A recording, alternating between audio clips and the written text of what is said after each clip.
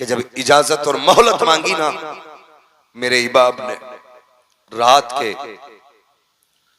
आपने रात के 2 हिस्से किए। एक हिस्से में नमाज को रखा, दूसरे हिस्से में तिलावत को रखा। सब ये हिसाब लगा रहे थे कि तलवारों की तैयारी होगी, लेकिन अल्लाह वाले तो जन्नत की तैयारियां कर रहे थे। जन्नत की तैयारियां कर रहे थे। और तैयारियां भी कैसी?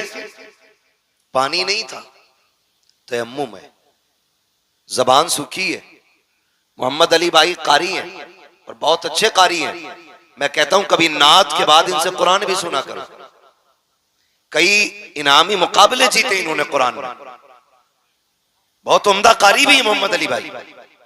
कभी इनसे सुने कुरान आप। लेकिन हमने सिर्फ नात सुनी है तो सिर्फ नात सुनते हैं। अगर कुरान एक बार सुन लिया इंशाअल्लाह फिर कुरान सुनने के आदी हो जाएंगे। मेरा कहने का मतलब यह है, अगर आज का कोई अच्छी आवाज वाला कारी किसी महफिल में बैठ के कुरान पढ़ दे तो हवाएं थम थम के कुरान सुने, परिंदे उड़ना छोड़ करके कुरान सुनने लग जाएंगे। सोच तो सही, जब करबला में नबी का बेटा कुरान पढ़ता होगा तब उस लहजे की खुशबू कैसी होगी, क्या रंग आता होगा उस जमीन पर। मुअर्रिखीन ने लिखा है कि एक खेमे में कुरान पढ़ा जा रहा था। आज एक एक घर से कुरान उड़ गया है, बुरा मत मानिएगा। एक एक घर से कुरान उड़ गया है। अगर घर के अंदर 4 बंदे हैं तो 6 मोबाइल तो हैं, 3 नहीं है। 4 के पास 6 मोबाइल है, 3 नहीं है, लेकिन कुरान एक ही है। एक ही है, उसमें भी पढ़ने का नंबर नहीं आ रहा है। 2-2 महीने हो गए, कोई कुरान खोलने वाला ही नहीं, कोई कुरान पढ़ने वाला ही नहीं। मेरे इमाम अपने खेमे के अंदर है, हर खेमे में कुरान की तिलावत हो रही है।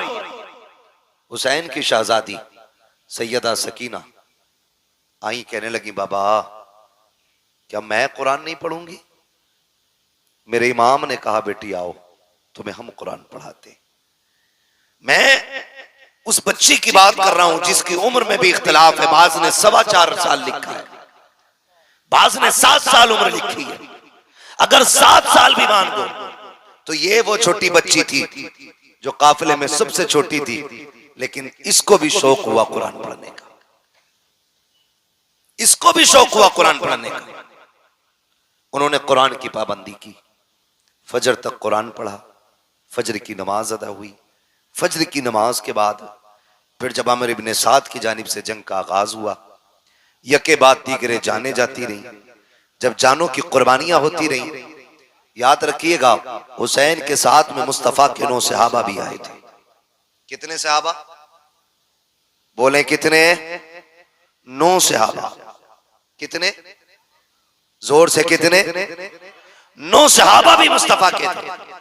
लेकिन उनकी मोहब्बतों को सलाम सहाबा इकराम ने उस वक्त तक खानदाने नबुव्वत के किसी फर्द को जाने नहीं दिया जब तक अपनी जानों की कुर्बानियां पेश नहीं कर दी। जब जानिसार जाने लुटा चुके फिर अहले बैत अतार की बारी आई। फिर अहले बैत अतार की बारी आई। उनमें भी आप देखें कई बार आएंगी जमातें, टीमें आएंगी, कहने लगी हजरत अली को उनसे इख्तिलाफ, हजरत उमर को उनसे इख्तिलाफ, अबू बकर सिद्दीक को वो नहीं मानते, उमर को वो नहीं मानते।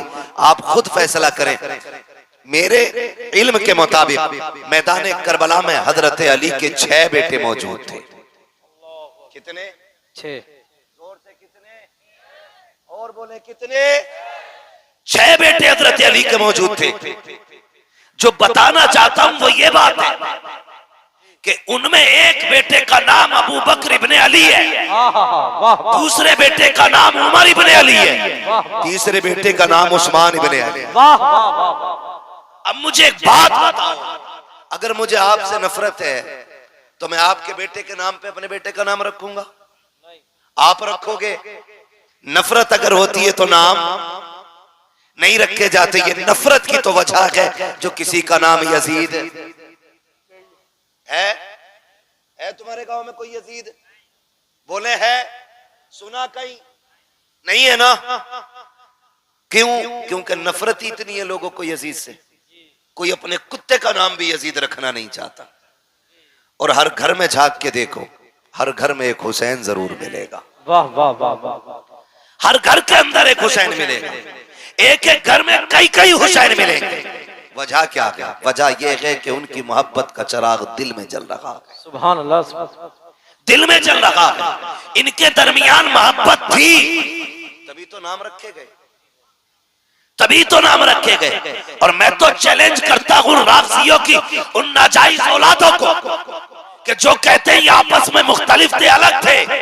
तारीख का ये बाब उठा करके देखो, जब अली के निकाह की बारी आई है तो रिश्ते का मशवरा देने वाला उमर है, और जिसने निकाह में जगह दिया है उस जात को सिद्दीक अकबर कहा जाता है। जिसने निकाह का खर्चा उठाया उस जात को उस्मान गनी कहा जाता है। नारे तकबीर, नारे रिसालत, अज़मत अहले बैत, अज़मत सहाबा। वाह वाह वाह, क्या बात। इनमें तो इतना प्यार था, इनमें इतना प्यार है। और ये जिसकी ना असल का पता ना नस्ल का पता, ये झगड़े बता रहा है। शर्म आनी चाहिए, गैरत आनी चाहिए। मैं इसीलिए कहता हूं शुक्र है मेरे रब का, शुक्र है मेरे रब का कि रब ने हमें बरेलवी बनाया है। बोले सुभान अल्लाह। सारे बरेलवियों से मेरी गुजारिश है, शुक्र है रब का कि रब ने हमें बरेलवी बनाया है। और मैंने पहले ही कही कि बरेलवियों का दामन न अहले बैत की तौहीन से दागदार है, न हुजूर के सहाबा की तौहीन से दागदार है। यके बाद दीगर शहादतें होती रही, यहां तक के फिर अहले बैत अतहार की बारी आई, अली के घर के शहजादों की बारी आई, अकबर, कासिम, अब्बास, होनो मोहम्मद, यके बाद दीगर शहीद होते रहे। फिर ताजदारे शहादत, शहीदों का इमाम, मेरा इमाम, इमाम अली मकाम मैदान करबला गए, अपनी भी जान का नजराना पेश किया। और आपने पूछा मालिक बता तू राजी है कि नहीं? आवाज आई, या अय्यतुहन नफ्सुल मुतमइन्ना इरजिई इला रब्बिकी रादियतम मर्दिया फदखुली फी इबादी वदखुली जन्नती। अल्लाहु अकबर, शहादत इमाम हो गई। याद रखिएगा कि जहां से भाई का सब्र मुकम्मल होता है वहां से बहन के सब्र का आगाज होता है। ये करबला शरीफ, बहुत गौर फरमाइएगा। ये आज वाली शाम आई, आज वाली शाम, उन्हें क्या पता जो मेलों को आबाद करते हैं कि नबी के घर पे क्या गुजरी है। वो क्या जाने जो आज के दिन को भी तमाशे का दिन बनाए हुए हैं, उन्हें क्या पता। जानते हो जब शाम आई, शहादतें हो गई, फिर अहले बैत अतहार के खेमे लूटे गए। जब खेमे लूटे गए, जो बचे कुचे खेमे थे आग लगाई गई।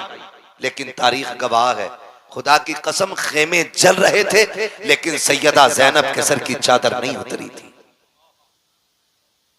चादर सैयदा ज़ैनब के सर की नहीं उतरी थी। यहां तक मुअर्रिखीन ने लिखा है आधा खेमा जल चुका है, आधे का कपड़ा पड़ा है। उधर हजरत ज़ैनब ने अपने वजूद को उस कपड़े के आड़ में छुपा रखा है कि घर जले तो जल जाए लेकिन अहले बैत के घर की चादर सर से नहीं सरकनी चाहिए। जरा ये चीजें ज़हन में रखें। फिर क्या किया गया? उन यजीदियों ने कौन सा सितम न किया, बड़े सितम किए गए, लूटा गया खेमों को। मेरा हुसैन मोहताज नहीं था, गरीब नहीं था।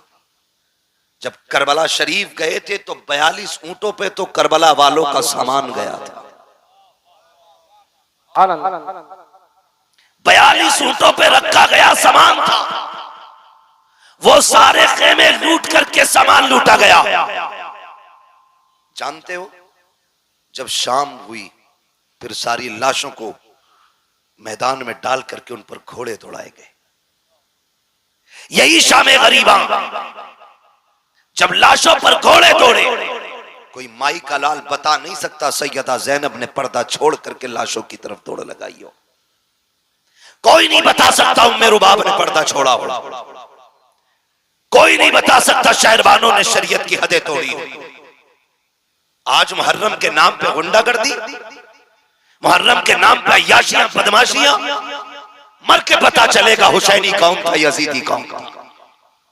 क्या किरदार बदलो अपने।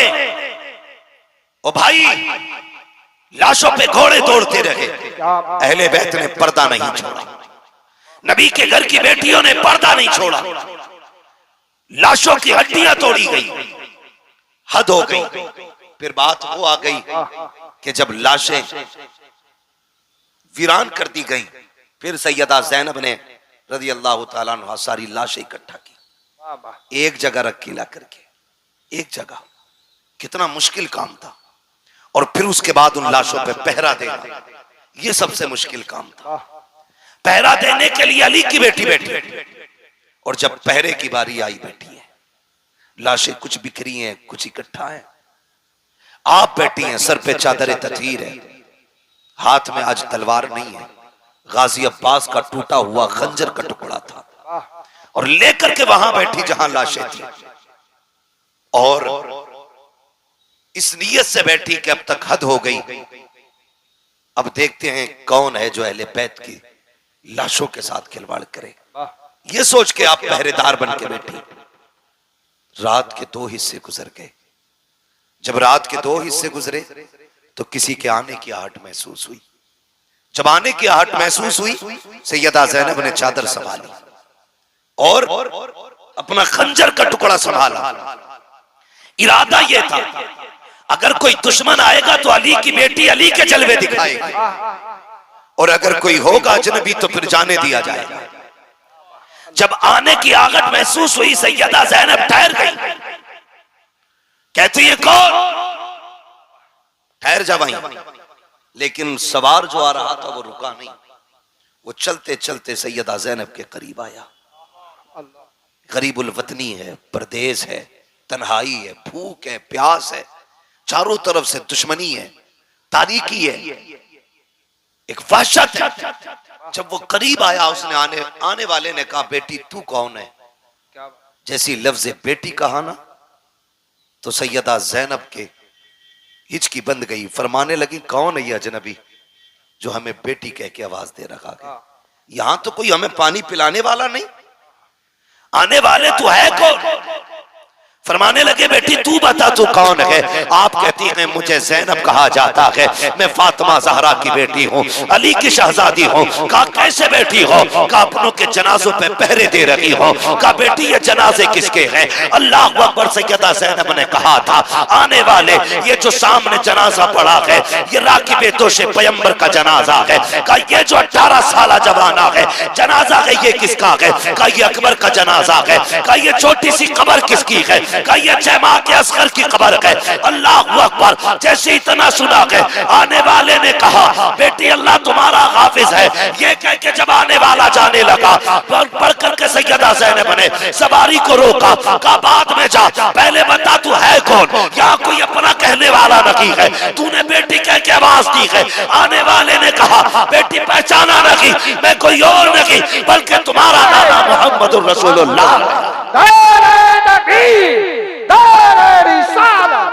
लगे आला हजरा जिक्र शहीद आज़म नौजवान कमेटी सरजमीन मंसूर पर हजरत अल्लामा मुफ्ती हम्माद रसाई किबला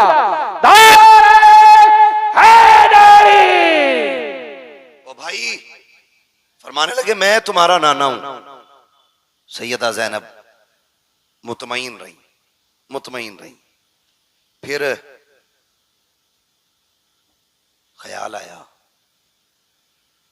ख्याल आया कि हुसैन ने कहा था कि मेरी सकीना मेरे बगैर सो नहीं पाती है, देखूं तो सही सकीना का हाल क्या है। फिर ख्याल आया, अगर मैं यहां से उठ के चली गई तो पता नहीं जनाजों का क्या करें ये लोग। इसी शशोपंज में रात के 3 हिस्से गुजर गए। फिर एक साया नजर आया, आप फिर संभल के बैठी, और वो साया किसी मर्द का नहीं, एक औरत का साया था। करीब आई, उसने आकर के पानी का प्याला पेश किया, सैयदा पानी पी लीजिए। आपने फरमाया हमें इस पानी से नफरत हो गई है, ले जाओ, हमें नहीं पीना है पानी। खातून ने कहा मुझे हुर की बीवी कहा जाता है, मेरे शोहर ने गर्दन कटा करके अपनी गुलामी का हक अदा कर दिया, मेहरबानी करें मुझसे पानी कबूल कर लें। जब इतनी बात कही सैयदा ज़ैनब ने कहा सुनो, जिनके 18 साल के शहजादे प्यासे चले गए हों उन्हें पानी कैसे अच्छा लगेगा, जाओ ले जाओ ये पानी। लेकिन वो खातून जानती थी सैयद को अगर खातून जन्नत का वास्ता दो तो वो कभी टाला नहीं करते। उन्होंने कहा आपको आपकी अम्मी का वास्ता ये पानी कबूल फरमा ले। आपने पानी लिया, उठी, ख्याल आया मेरी सकीना सबसे ज्यादा प्यासी है, सकीना सबसे ज्यादा प्यासी है, ये सोच करके आप खेमे में आई। जब खेमे में आके देखा तो हजरत सकीना नहीं थी। आवाज दी सकीना सकीना, पता नहीं चला। फिर खेमे से बाहर निकली, ख्याल आया कहीं यजीदियों ने बच्ची को उठा तो नहीं लिया, कहीं सितम करके कत्ल तो नहीं कर दिया। ये यजीदी है, इनसे कुछ भी उम्मीद की जा सकती है सिवाय भलाई की उम्मीद के। ये सोच करके बेकरार होकर पलटी, बाहर आवाज दी सकीना, तो जहां मक्तल में लाशें पड़े थे वहां से हल्की सी आवाज आई, पुपी यहां आओ, मैं यहां हूं। अल्लाहू अकबर, कहीं जाके देखा तो जहां मेरे हुसैन का लाशा था वहां सैयदा सकीना ने पैरों पे सर रख के लेटी हुई है, पैरों पे सर रख के। बाप बेटी का रिश्ता अलग होता है। आप भी परदेश जाते हो, खुदा की कसम बेटियां अगर छोटी होती हैं उस वक्त तक नहीं सोती हैं जब तक बाप के सीने पे सर रखने जगह न मिल जाए। ये हुसैन की सकीना फरमाती कि मैं गई बाबा के पैरों पे सर, मैंने हाथ पकड़ा, बेटी यहां कैसे आ गई? कहा पूरी रात को नींद नहीं आ रही थी। मैंने कहा अब्बा तेरी बेटी को नींद नहीं आ रही है, आके सुला दीजिए। कहा मैंने इतना कहा था, इतने में मक्तल से आवाज आई, बेटी यहाँ आ मैं तुझे सुला दूं। कहती बेटी लाशों पे घोड़े दौड़ चुके हैं, किसी लाश की पहचान नहीं हो रही है, तुझे कैसे पता चला कि ये तेरे बाप का लाशा है? हजरत सकीना ने कहा था मैं इसी ढेर पे आई, इसी जगह पे आई, मैंने आके सारी लाशों को देखा, सब एक जैसी लाशें नजर आई। मैंने कहा अब्बा कहाँ हो? कहा फूफी इसी लाश के बाजू उठे थे, इसी ने हाथ उठा के कहा था आ बेटी मेरी सीने से लग जा। कहा बेटी फिर पैर से क्यों लेटी? कहा मेरे बाप के सीने पे इतने जख्म थे कि सर रखते हुए दुख हो रहा था, अगर मैं सीने पे सर रख देती मेरे बाप को तकलीफ हो जाती। एक पैर के तलवे ऐसे थे जहां पे जख्म नहीं था, इसलिए मैंने सर रखा सो गई। कहा बेटी आओ तो सही, खेमे में लेके आई है। कहा फूफी बात क्या है? कहा लो बेटी 3 दिन की प्यास है, पानी पी लीजिए। अब मेरे घर हुसैन के घर की तरबियत देखें। सैयदा सकीना कहती है फूफी जान प्यास तो आपको भी लगी है, आपकी भी 3 दिन की प्यास है, ये पानी आपने क्यों नहीं पिया? हजरत ज़ैनब कहती है ए सकीना जिन घर के बच्चे प्यासे होते हैं उस घर के बड़े पानी नहीं पिया करते हैं। इतना सुनना था, हजरत सकीना ने प्याला हाथ में लिया और दौड़ लगाई मक्तल की तरफ। हजरत ज़ैनब ने कहा था सकीना कहाँ जा रही हो? कहा फूफी अभी आपने कहा था जिस घर के बच्चे प्यासे होते हैं उस घर के बड़े नहीं पीते हैं। कहा भी मुझसे छोटा मेरा असगर प्यासा है, ये पानी पहले उसे पिलाया जाएगा। ये कह के दौड़ लगाई, ठोकर लगी, पानी गिर जाता है, आवाज आती है सलामुन अला सब्र सकीना, सलामुन अला सब्र अहले बैत मोहम्मद। नबी के घर वालों तुम्हारे सब्र को सलाम हो, हुसैन की सकीना तेरी जुर्रत और हिम्मत को सलाम।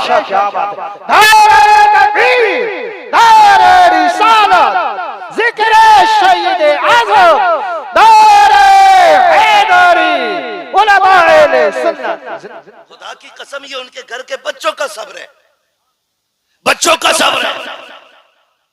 अगर अपना सब्र देखना हो एक बार इफ्तारी में दिन बड़ा होने लगे मस्जिद में इफ्तारी मुंह छुट लगा दो, बच्चे भी बैठा दो बड़े भी बैठा दो, फिर देखो मुट्ठी भर के कौन खाता है। ये हमारी तरबियत है, ये उनकी तरबियत। 3 दिन के प्यासे हैं लेकिन फिर भी अपने से ज्यादा दूसरे का ख्याल है, दूसरे का ख्याल है। जानते हैं जब 11 की सुबह आई यजीदियों ने इमाम ज़ैनुल आबिदीन को कैद कर रखा था। कहने लगे ज़ैनुल आबिदीन तैयारी कर लो। फरमाने लगे किस चीज की तैयारी?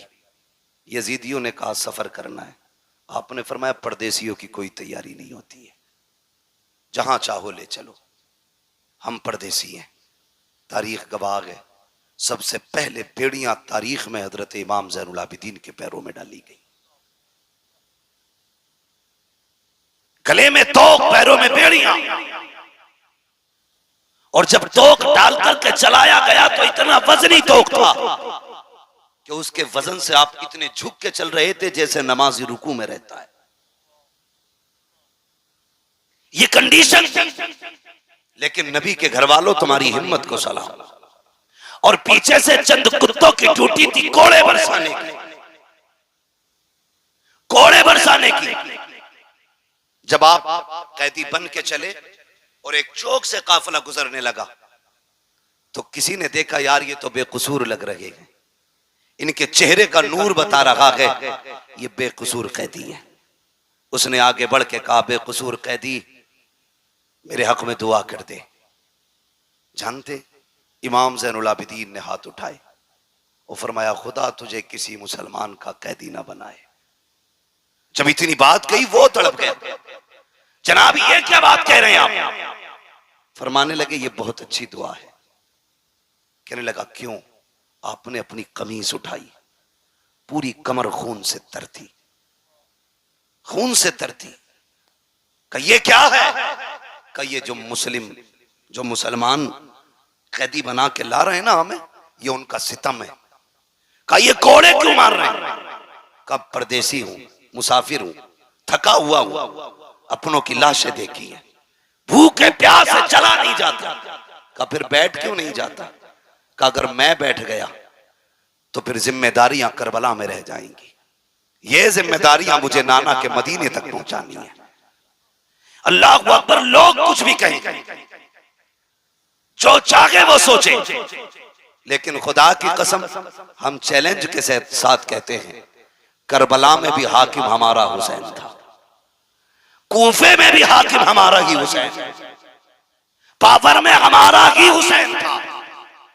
ये कान खोल के सुने, ये अलग बात है कि ये सितम हुए, ये जुल्म हुए, लेकिन मेरे हुसैन ने सब्र का दामन नहीं छोड़ा, दामन नहीं छोड़ा। ये काफिला चला, जानते हो 64 औरतें, 26 बच्चे, 72 नेजों पे 72 सर। तरतीब क्या दी गई? तरतीब यह दी गई कि सबसे आगे शहीदों के सर थे, उनके पीछे इमाम ज़ैनुल आबिदीन थे, उनके पीछे सैयदा ज़ैनब थी, बाकी फिर खवातीन जो कैदी बनाई गई थी, और सबसे पीछे हजरत सकीना की सवारी थी। इस तरतीब से काफिले को ले जाया जाता है। आज हैरत हो रही है भाई, हैरत हो रही है। आज सुन्नी बरेलवी कहलाने वाले लोग ढोलक पे उतर आए।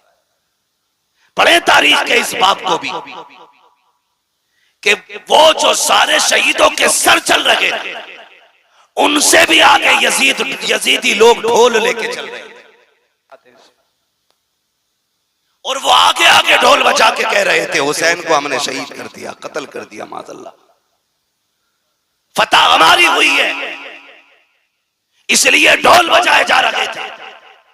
जानते हो जब एक चौक से, एक बस्ती से काफिला गुजरने वाला था तो दूर से ढोल की आवाज आ रही थी। एक नाबीना खड़ा था, उसके साथ एक बच्चा था, वो नाबीना भीख मांग रहा था। जब ढोल की आवाज सुनी तो उसने अपने बच्चे से कहा, लगता है बारात कोई बड़ी है। जब बारात बड़ी है तो फिर दूल्हा भी बड़ा होगा। कहा अब्बा कहना क्या चाह रहे हो? कहा बेटे देख जरा बारात कैसे लोगों की है। तो सबसे आगे जब ढोलों को आते देखा, सर्क पर्क के कपड़े, बेहतरीन खूबसूरत लिबासों में, नए नए कपड़ों में ढोल वाले देखे। बच्चे ने कहा अब्बा लगता है बारात बड़ी शान वाली है। बच्चा कहता है बाप ने कहा बेटे सुन, जब वो दूल्हा करीब आ जाए तो मेरे कोनी मार देना, ताकि जब वो दूल्हा आएगा तभी मैं भीख मांगूंगा। अल्लाह अकबर। बच्चे ने पहले ढोल वालों को देखा, उसे तो दूल्हा का इंतजार था, लेकिन हैरत में पड़ जाता है जब नेज़े पे कटे सर को देखता है। और हैरत में पड़ गया जब जमा के बच्चे को नेज़े पे रखा, देखा के सर खाओ, बच्चा गोश्त को बैठता है और धीरे धीरे ये ढोल वाले करीब आए। बच्चा अपने बाप की तरफ सिमटना शुरू कर देता है, क्योंकि आज तक तारीख में ये मंजर किसी ने नहीं देखा था कि 18 साल का सर, 6 माह का सर, 56 साल का सर नेज़े के ऊपर हो। जैसे कि सर करीब आए हैं, सर आगे गुजर जाते हैं, बच्चे को कुछ होश आया। उस वक्त सैयदा ज़ैनब की सवारी गुजर रही थी, बच्चे ने बाप के कोनी मारी। उसने ये सोचा शायद दूल्हा गुजर रहा है। उसने कहा तुम्हें खुदा का वास्ता, नबी का वास्ता, अली का सदका अता करो, नबी का सदका अता करो। जैसी तना कहा है, आज बड़े जमाने के बाद सैयदा ज़ैनब ने अली का नाम सुना था, नबी का नाम सुना था। कहती फिजा का जी बेटी का जल्दी कीजिए, इससे कहिए एक बार और अली का नाम ले, एक बार और नबी का नाम ले। आपने कहा फिर से कह जो तूने कहा है। उसने फिर से कहा एक बार और कह जो तूने कहा है। उसने फिर से कहा। उसके बाद कहती मैं पता क्या चाहिए। उसने कहा फकीर है, मोहताज है, भीख दे दीजिए। हम तो दरबार, हम तो भीख लेने खड़े हैं। आपने बच्चे की तरफ देखा, फरमाया जल्दी आ, तुझे पैसा चाहिए? कहा हाँ। कहा सुन, वो जो सबसे पीछे सवारी आ रही है, जा उसके पैरों के निशान की जगह की मिट्टी हटा ले, तेरी जरूरत पूरी हो जाएगी। बच्चे ने बूढ़े का हाथ पकड़ा, उधर दौड़ लगा दी जिधर की खबर सैयदा ज़ैनब ने दी है। जब जाकर के मिट्टी हटाई है, सोना निकल आया है। बच्चे से बाप कहता है बेटे क्या हो गया है? कहा ये काफिले वाले कौन है? कहा क्या हुआ? कहा ये जो लोग जा रहे हैं, इन्होंने कहा था कि मिट्टी हटा ले, वहां तेरी जरूरत पूरी हो जाएगी। अब्बा मैंने मिट्टी हटाई है तो सोना निकल आया है। बाप ने कहा सोना फेंक दे, जल्दी दौड़ के चल। कहा कहा? कहा जिसने सोने का पता बताया है। कहा किस लिए? कहा तू नहीं जानता है, ये जो गुजर के जा रही है या तो नबी की बेटी गई है या अली की बेटी गुजर के।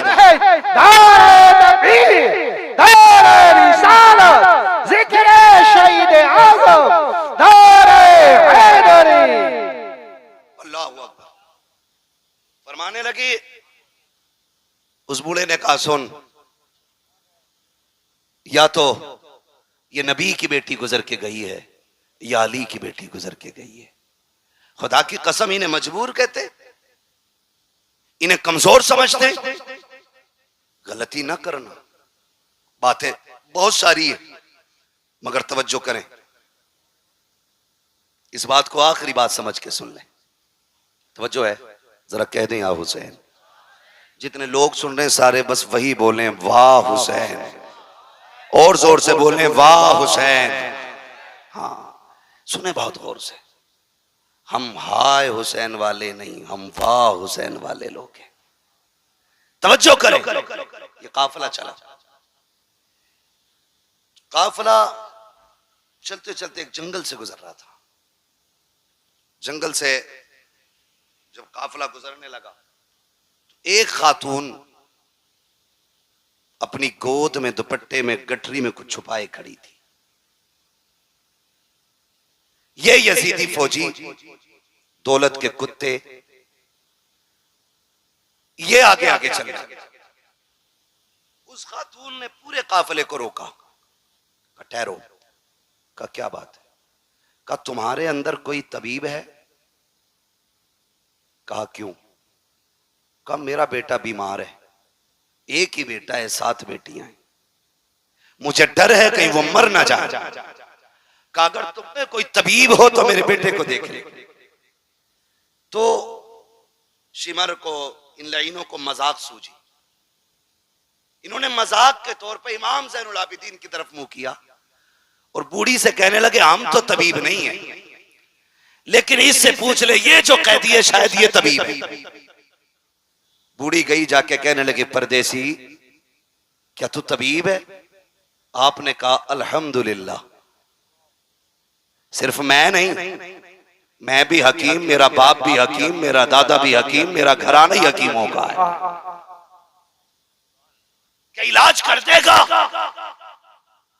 फरमाने लगी बिल्कुल, लेकिन सुन मां, मैं कैदी हूं और हम इनके कैदी हैं, इनसे इजाजत लो और हम चलेंगे तुम्हारे साथ। जब बूढ़ी इजाजत लेने गई, वो तो थे दौलत के कुत्ते, उन्होंने क्या कहा? उन्होंने सीधी बात कही कि क्या देगी इसके बदले में? उसकी गोद में जो गठरी थी वो प्लास्टिक की और लकड़ी की और किसी और चीज की नहीं, बल्कि सोने की गठरी थी। उसने कहा जितना सोना है सारा ले ले, बस इस तबीब को मेरे साथ भेज दे। वो तो थे ही दौलत के कुत्ते, उन्होंने सोना ले लिया। लेने के बाद मेरे इमाम की तरफ देख के कहने लगे, सोन, अगर तुम्हारे बाप ने हमारी मान ली होती ना तो आज तुम जंजीरों में जकड़ के हमारे गुलाम नहीं होते। जैसे इतना सुना गुस्सा आ गया इमाम ज़ैनुल आबिदीन को।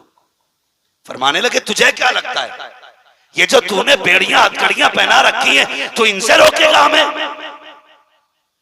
फरमाने लगे, चाबी रख अपने पास अपनी, अब अली के बेटे की ताकत देख।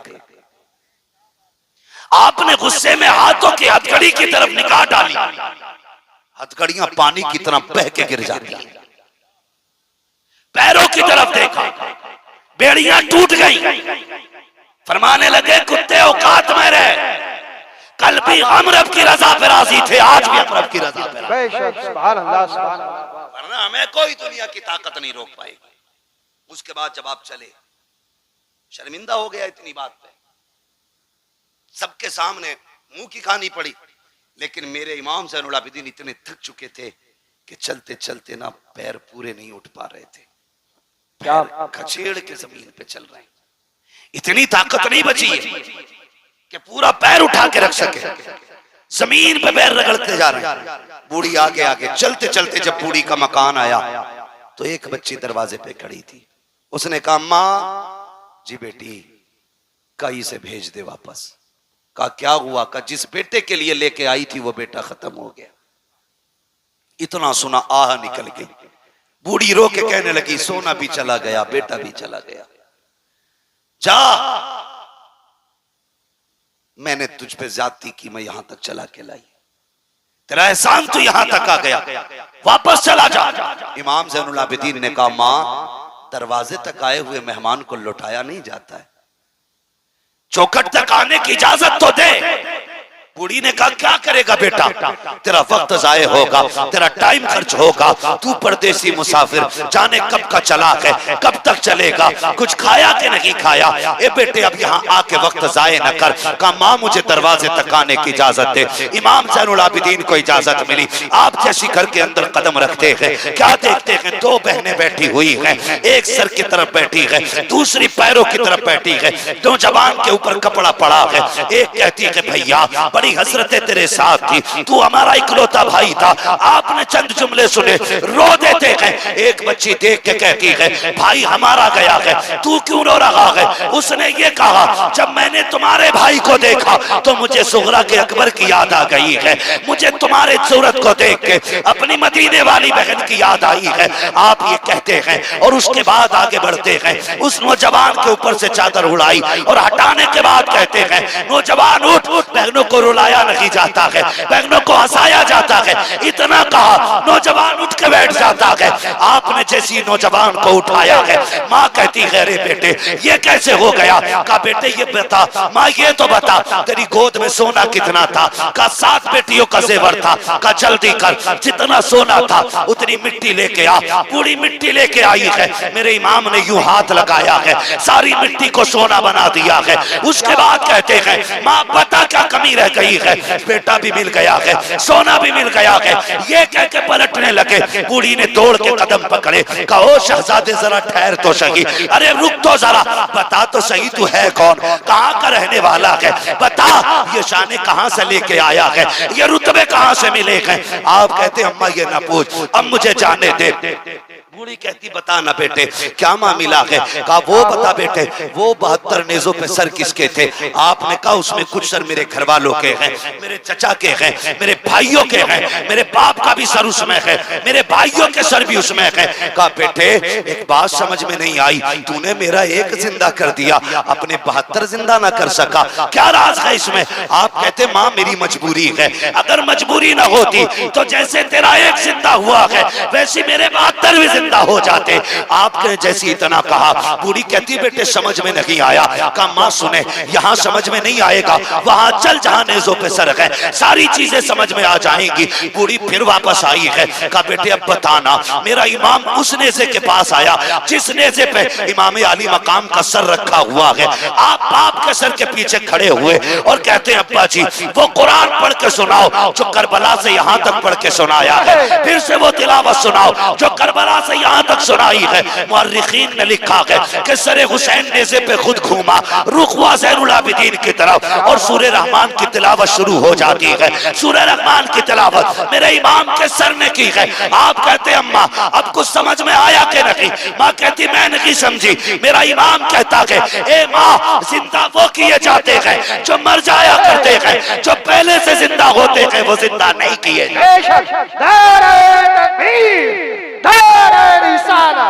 जिक्र शहीद आलम सरजमीने मंसूरपुर नौजवान कमेटी आप फरमाते माँ जिंदा वो किए जाते हैं जो मर जाया करते हैं, जो पहले से जिंदा हों वो दोबारा जिंदा नहीं किए जाते। माँ ये जो 72 नेज़ों पे 72 सर हैं, ये मुर्दों के नहीं है, ये जिंदों के सर हैं। ये किनके सर हैं? जोर से और जोर से किनके? जिंदों के सर हैं। इनको अपनी औलाद का भी पता है, इनको हालात का भी पता है, इनको दौर का भी पता है। अल्लाह सलामत रखे आप लोगों को। ओ भाई ये करबला शरीफ का सफर पूरा 12 मुहर्रम से शुरू हुआ, 12 मुहर्रम से शुरू हुआ और 27 रमजान को मुकम्मल हुआ है। कितना? 12 को शुरू हुआ, 27 को मुकम्मल हुआ। आप गिनती लगा लें, गिनती जोड़ेंगे लगभग 9 महीने लगेंगे। कितने? बोलें जोर से और जोर से। 9 माह मुकम्मल सफर लगे। जानते हो अली की बेटी की जरूरत देखे, 9 महीने सफर किया है, पैदल सफर किया है, सफर करके भी आई है, कुरान पढ़ती भी आई है। जब सफर मुकम्मल मदीने में जाके हुआ और इमाम ज़ैनुल आबिदीन का बाजू पकड़ के कहा ज़ैनुल आबिदीन ये क्या है? फूफी आपको भी मालूम है ना, ये तो नाना का मज़ार है। कहा बेटे पता तो है लेकिन तुझसे भी कहलवाना। कहा फूफी ये नाना का मज़ार है। फिर आपने रुख किया करबला की तरफ। कहा हुसैन गवाह रहना, मैंने तेरी अमानत को हिफाजत के साथ हुजूर के मदीने तक पहुंचा दिया। बेशक हुजूर के मदीने तक पहुंचाया। 9 महीने सफर किया, पैदल सफर किया। लेकिन जानते हो इस 9 महीने में सैयदा ज़ैनब ने 72 कुरान मुकम्मल किए थे। कितने? जोर से कितने? 72 कुरान अली की बेटी ने पढ़े। क्या आज हमारी बेटियों ने 72 आयतें पढ़ी हैं? कुरान के 72 कलमे ही पढ़े, 72 हर्फ ही पढ़ लेती। वो भाई अपने घरों के अंदर जाके ये सब काम करो। कुरान हुसैन के साथ है और हुसैन कुरान के साथ है। हुसैन उसी के साथ होंगे जिसके साथ कुरान भी होगा और कुरान उसी के साथ होगा जिसके साथ हुसैन भी होंगे। इसलिए अपने घरों के अंदर कुरान की आदतें डालो, नमाजों की पाबंदी करो। मैं अक्सर कहता हूं बचा के कूफे से आबिद को लेके आई है, कमर पे बारे इमामत उठा के लाई है। अली की बेटी को झुककर सलाम कर इस्लाम, तेरी अमानतें घर तक बचा के लाई है।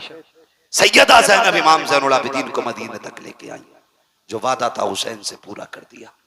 और जानते हो करबला से वापसी के बाद 15 साल सैयदा ज़ैनब जिंदा रही, लेकिन कभी घर से बाहर कदम नहीं निकाला, कभी नहीं निकाला। यहां तक कि पड़ोसियों ने भी आपको निकलते नहीं देखा।